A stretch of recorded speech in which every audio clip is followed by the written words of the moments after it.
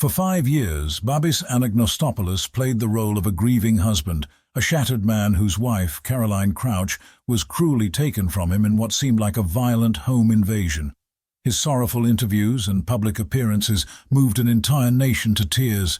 He was the devoted father clutching his infant daughter in one arm while pointing to the horrors of that tragic night with the other. But there was one thing no one could have predicted. The tears, the heartbreak, the unthinkable tragedy, it was all a lie. This is the story of how one man deceived his friends, his family, and even law enforcement, spinning a web of deceit so intricate that it took investigators 5 years to untangle the truth. As we peel back the layers of this chilling case, you'll discover how far someone will go to protect the facade of a perfect life. Stay with us as we uncover the shocking events leading up to the death of Caroline Crouch, the chilling evidence that brought her husband's lies crumbling down, and the ultimate truth about a man who fooled everyone. For 5 years, Babis Anagnostopoulos stood as the image of a grieving widower. His wife, Caroline Crouch, just 20 years old, had been brutally murdered in what seemed to be a horrifying home invasion. The world mourned with him as he recounted time and again the horrifying events of that night. He became a national figure of sympathy, clutching his infant daughter, begging for justice, and speaking with a trembling voice about the terror he faced. Police called it one of the most brutal crimes they had ever seen. The media painted him as a loving husband whose life had been torn apart, but there was something beneath the surface, something that didn't add up. The clues were there: subtle inconsistencies, strange behaviors, a story that sounded just a little too perfect. And as investigators dug deeper, what they uncovered would shake an entire nation to its core. This is not just the story of a crime. It is the story of a man who built his life on a foundation of lies, a man whose performance fooled everyone from friends to family to law enforcement. It took 5 years for the truth to emerge, but by then the damage was done. What really happened on that fateful night? What secrets did Babis work so hard to keep buried? And how did one man maintain a facade so convincing that it fooled even seasoned detectives? Join us as we examine every twist, every turn, and every unanswered question in the case of the husband who fooled everyone. Nera was the kind of place where life moved at its own gentle pace. Nestled just outside the bustling city of Athens, this close-knit community was the epitome of suburban serenity. Neighbors waved as they passed each other on the street, children played in safe, leafy yards, and crime was something that happened somewhere else until it wasn't. In this peaceful suburb lived Babis Anagnostopoulos and his wife Caroline Crouch. On the surface, they appeared to be the perfect couple. Babis, a 32-year-old helicopter pilot, was well-liked and respected. His career symbolized success, and his easygoing charm made him a familiar figure in town. He was seen as a devoted husband and a doting father to their infant daughter. Caroline, just 20 years old, was vibrant, intelligent, and deeply loved by those who knew her. She had met Babis as a teenager, and their whirlwind romance quickly turned into marriage. To many, she seemed to embody youthful optimism, balancing her role as a young mother with her dreams of a bright future. Their marriage was a picture of happiness. Babis and Caroline's social media profiles were filled with snapshots of vacations, family outings, and quiet moments of affection. Their posts painted a picture of a couple deeply in love and excited about their journey as parents. Behind the doors of their suburban home, however, not everything was as perfect as it seemed. According to close friends, the couple's relationship had its share of challenges. Caroline, young and independent-minded, sometimes struggled with the pressures of married life and motherhood. But despite these whispers of tension, no one suspected that anything sinister could be brewing. Neighbors described Babis as the kind of man who would go out of his way to help others, someone who seemed genuinely invested in his family and community.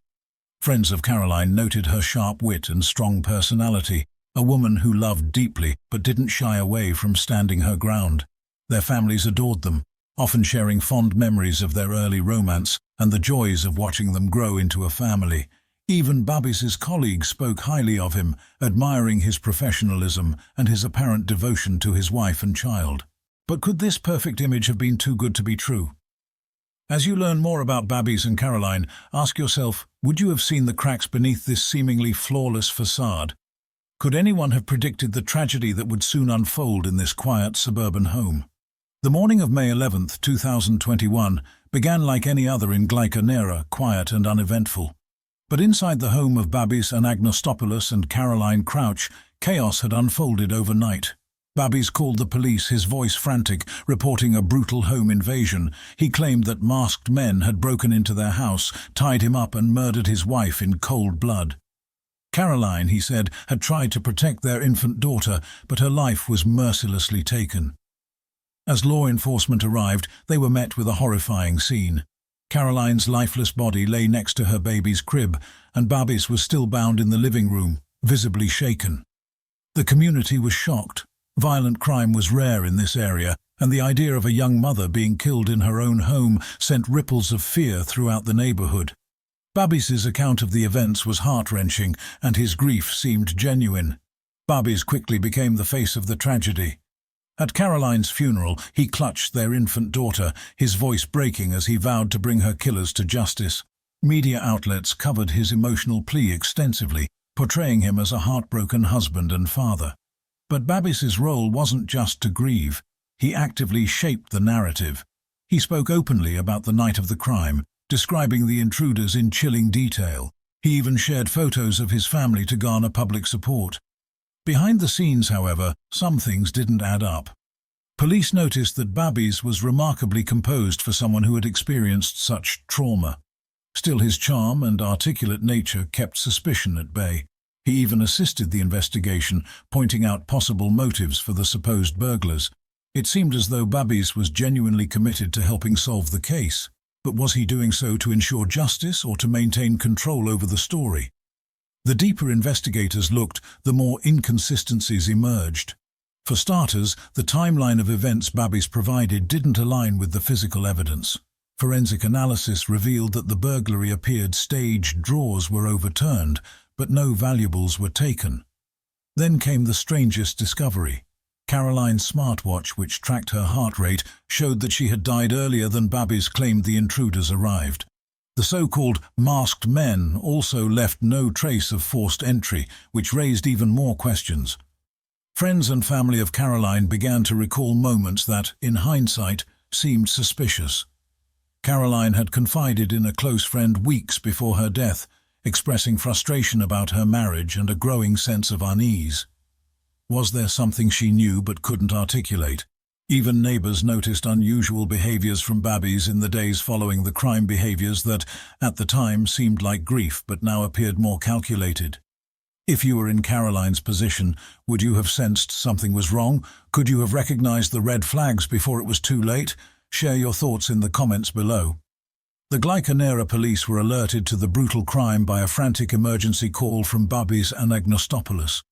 Officers arrived to find the young mother, Caroline Crouch, dead, her husband tied up, and the couple's infant daughter unharmed but crying. The scene was chaotic, with furniture overturned and drawers ransacked, a supposed sign of a robbery gone wrong. Initially, Babis's account aligned with what police saw. He described 3 masked men breaking into their home in the middle of the night, demanding money and valuables. When Caroline resisted, he claimed they killed her in a fit of rage. His voice cracked as he recounted the horrifying details, painting himself as a survivor of a nightmare. For weeks, investigators followed his lead, searching for the mysterious burglars he described.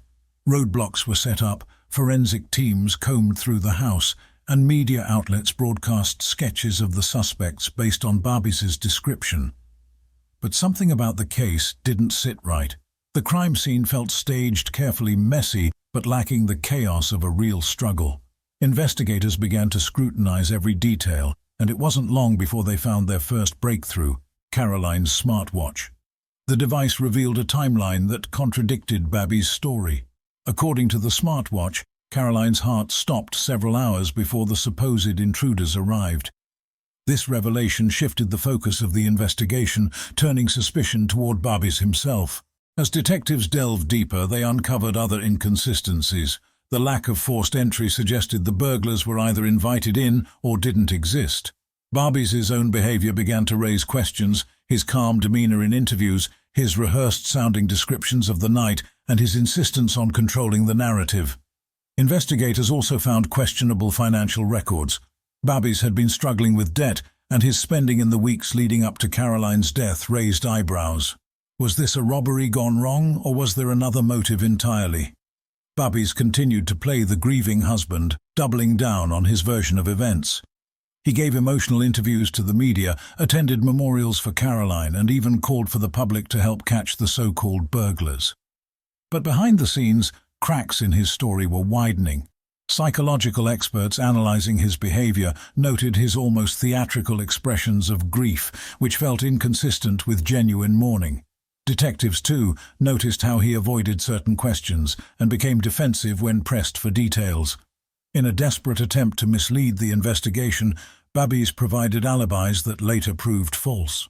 He claimed to have been unconscious during key moments, yet forensic evidence suggested otherwise.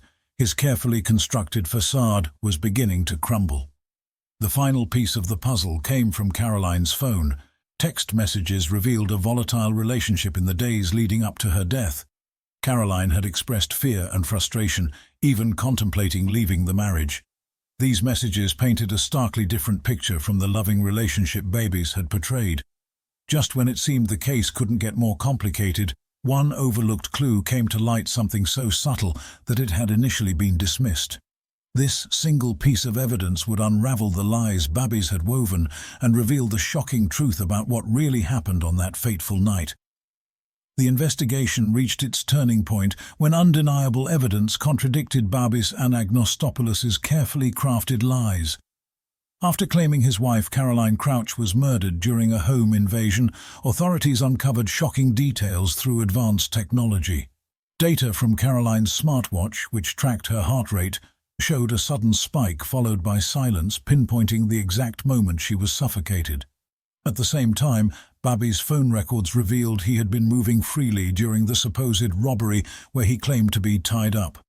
Surveillance footage added another damning layer, exposing that he had tampered with the home's security cameras hours before his wife's death. Confronted with this evidence, Babis confessed to the murder after hours of interrogation. The truth devastated Caroline's family, particularly her parents, who had trusted Babis as a loving husband and father.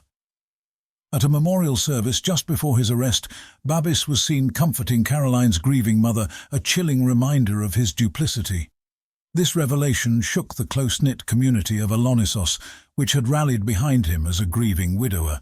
In court, Babis maintained a facade of remorse, apologizing for his actions. However, his attempts to downplay premeditation failed. He was convicted of intentional homicide and sentenced to life imprisonment, with an additional 10 years for killing the family's dog in a bid to bolster his robbery narrative. The court's decision brought some solace to Caroline's family, who vowed to ensure he would never have contact with their granddaughter Lydia. Despite his confession, questions lingered. What triggered his deadly actions that night? Was his behavior part of a broader pattern of manipulation and control? Experts speculated on his psychological profile, pointing to signs of narcissism and an inability to accept rejection. As the story concluded, viewers were left pondering how a seemingly loving husband could harbor such darkness. The courtroom drama ended, but the emotional scars in Alonissos and beyond remained deep. Caroline Crouch's murder sent shockwaves through Greece, especially in the close-knit community of Alonissos where she had grown up. Friends and neighbors who once supported Babis Anagnostopoulos as a grieving widower felt betrayed. The trust they had in him as a devoted husband and father was shattered. Memorials for Caroline became spaces of reflection, mourning, and anger, as the community grappled with the depth of Babis's deception. This case prompted discussions about domestic violence and control dynamics within relationships. Experts highlighted the importance of recognizing subtle signs of coercion and manipulation that often precede such tragedies. Caroline's story inspired campaigns advocating for better domestic abuse support systems in Greece. The brutal killing also spurred legal debates about harsher penalties for premeditated crimes, especially those involving attempts to mislead authorities. Caroline's parents, David and Susan Crouch, channeled their grief into protecting their granddaughter Lydia. They vowed to sever all ties between Lydia and her father, ensuring she grows up unassociated with his legacy. David expressed his hope that Bobby's life sentence in one of Greece's toughest prisons would reflect the gravity of his crimes. Caroline's father also began advocating for increased awareness of domestic violence, using his platform to prevent similar tragedies from occurring. This case raises haunting questions. How well do we know the people closest to us? Can love and trust blind us to the warning signs of danger? For Caroline, the man she loved became the architect of her tragic end. And for the community that rallied around Bobby's, his betrayal serves as a chilling reminder of the masks people can wear. As we lock our doors tonight, how do we truly discern between love and control? And can we ever really know the depths of someone's heart? What lessons do you think society can learn from this case? Share your thoughts below. If you found this story compelling, please consider sharing it to spread awareness. Like this video? Subscribe to uncover more true crime stories where deception and truth collide. Click here to watch another chilling case in our series.